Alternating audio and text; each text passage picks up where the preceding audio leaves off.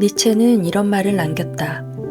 초인을 향해 날아가는 한 발의 화살이 되어라. 니체가 말한 초인은 낡은 관습에서 벗어나 스스로 즐거움을 창조하며 인생을 즐기는 존재를 말한다.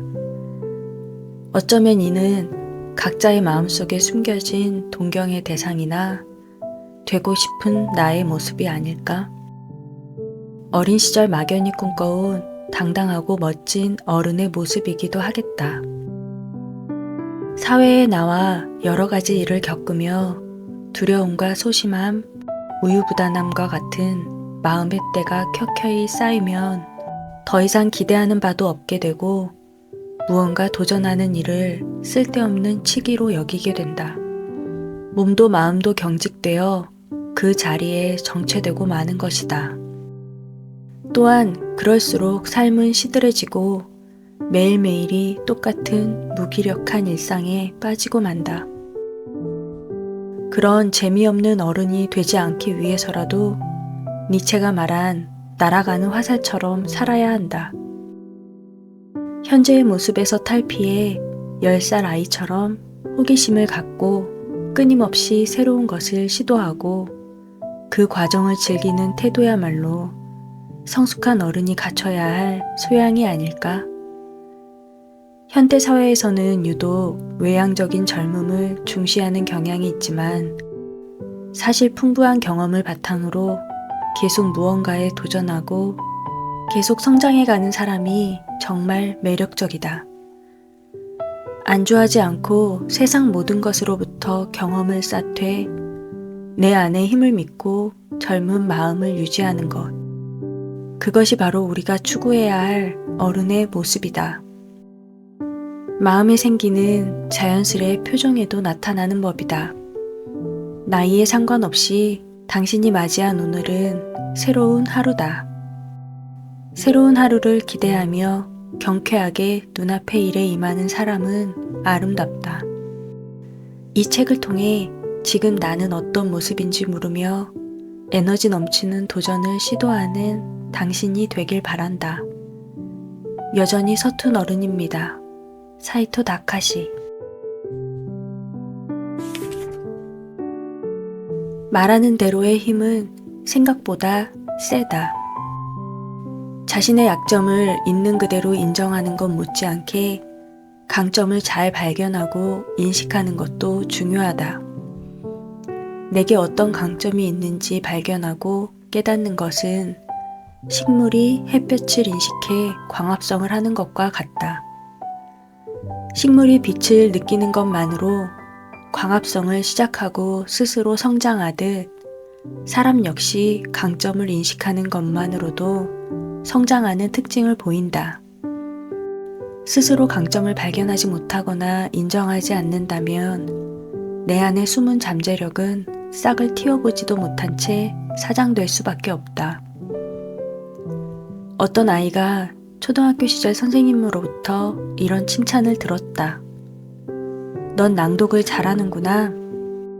아이는 그때부터 종종 나는 낭독을 잘하는 아이라는 생각을 하게 되었다. 한번 각인된 생각은 시간이 흐를수록 확고해져 낭독은 나의 강점이라고 믿게 되었다. 사람은 자신이 잘하는 걸 할 때 즐거움을 느낀다. 그 아이 역시 낭독을 강점으로 인식하면서 더 즐겁게 글을 소리내어 읽게 되었다. 좋아하니 더 자주 하게 되고 자주 하니 실력은 일취월장했다. 바로 아나운서 나스메 미구의 이야기다. 그는 아나운서가 된 계기가 초등학교 선생님으로부터 낭독 실력을 칭찬받은 것이었다고 밝혔다. 어떤 이는 이를 두고 그런 능력은 타고나는 것이 아닌가요? 라고 묻는다. 물론 남보다 특출한 재능을 타고나는 사람이 분명 있다. 그러나 타고난 재능도 당사자가 깨닫고 자각하지 않는 한 무용지물이다. 충분히 잘할 수 있고 이미 잘하고 있는데도 스스로를 믿지 못해 도망치거나 포기하는 안타까운 사람들을 나는 너무 많이 접해왔다.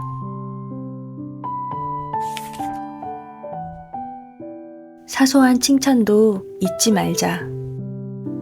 그렇다면 어떻게 나의 강점을 인식할 수 있을까? 강점은 스스로 발견하기도 하지만 타인의 칭찬이나 격려를 듣고서야 비로소 인식하는 경우도 많다. 하지만 어릴 때야 주변 어른들로부터 칭찬을 들을 일이 많아도 이미 다 자란 성인이 누군가에게 칭찬을 듣기란 쉽지 않은 노릇이다. 이럴 땐 내가 나를 칭찬하는 법을 배워야 한다. 일단 과거에 칭찬받았던 기억들을 떠올려 아주 작은 것이라도 적어보자. 패션 감각이 남다르다. 계획적이고 꼼꼼하다. 대충 만든 음식도 맛있다. 남을 잘 배려한다 등등 떠올려 보면 의외로 칭찬받은 기억이 꽤 많다는 걸 발견할 것이다. 칭찬을 통해 나의 강점을 인식하는 것은 숨은 잠재력을 발현하는 강력한 동력으로 작용한다. 그렇다고 억지로 칭찬을 구걸할 필요는 없다. 중요한 것은 남에게서 듣는 칭찬이든 내가 나 자신에게 하는 칭찬이든 이를 스스로 인정하고 믿어야 한다는 점이다. 여기에는 훈련이 필요하다. 여유를 갖춘 어른으로 살려면 흔히들 자화자찬하는 사람을 곱지 않은 시선으로 본다. 하지만 본인 입으로 자기 자랑을 한다는 것은 일면 스스로를 긍정하는 것이니만큼 무작정 나쁘게 볼 일은 아니다. 다른 사람에게 칭찬을 들어도 그것을 강점으로 인식하지 못하는 사람들의 공통점이 바로 이 자기 긍정이 부족하다는 것이다. 칭찬을 듣고도 거칠애라며 무시해버리면 강점을 발견할 기회를 잃고 만다. 그래서 나는 사람들에게 이렇게 말한다. 빈말처럼 들려도 누군가로부터 칭찬을 받으면 일단 믿어봅시다.